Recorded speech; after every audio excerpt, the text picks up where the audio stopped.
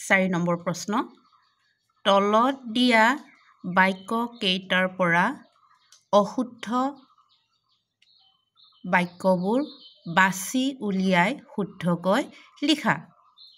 প্ৰথম দিছে ক বৰ্তমান অৰুণাচল প্ৰদেশ আগতে নগা পাহাৰ নামেৰে অসমৰ অংগ আছিল। বাক্যটো শুদ্ধকৈ লিখিব লাগে।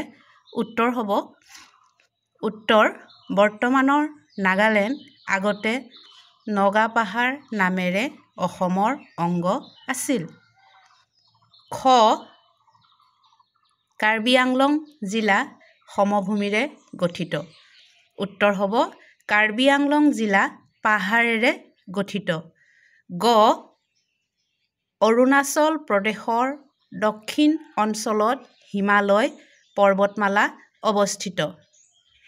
উত্তৰ হ'ব অৰুণাচল প্ৰদেশৰ উত্তৰ অঞ্চলত হিমালয় পৰ্বতমালা অৱস্থিত। ঘ ত্ৰিপুৰা ৰাজ্যখন সমভূমিৰে আবৃত। উত্তৰ হ'ব ত্ৰিপুৰা ৰাজ্যখন সমভূমিৰে আবৃত। ঙ মিজোৰামত লকটক হ্ৰদ আছে। উত্তৰ মণিপুৰত লকটক হ্ৰদ আছে।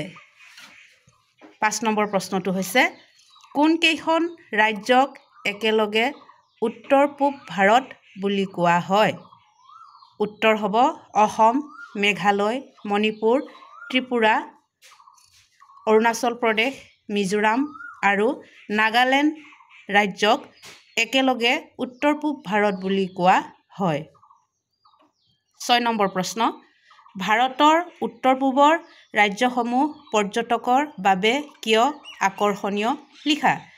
উত্তৰ হ'ব বিশাল ভাৰতবৰ্ষৰ উত্তৰ পূবৰ ৰাজ্যসমূহৰ কিছুমান বিশেষ বৈশিষ্ট্য আছে।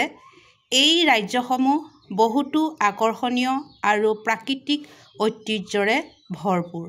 সমগ্ৰ উত্তৰ পূৰ্বাঞ্চল বিভিন্ন নদ-নদী, হ্ৰদ, বিল, অভয়াৰণ্য, বৃহৎ নদীদ্বীপ আৰু স্বাস্থ্যকৰ পাহাৰীয়া অঞ্চলেৰে গঠিত। অনেক ধৰণৰ প্ৰাকৃতিক বৈশিষ্ট্যৰে ভৰি থকা বাবে উত্তৰ পূব ভাৰতৰ ৰাজ্যসমূহ পৰ্যটকৰ বাবে আকৰ্ষণীয়।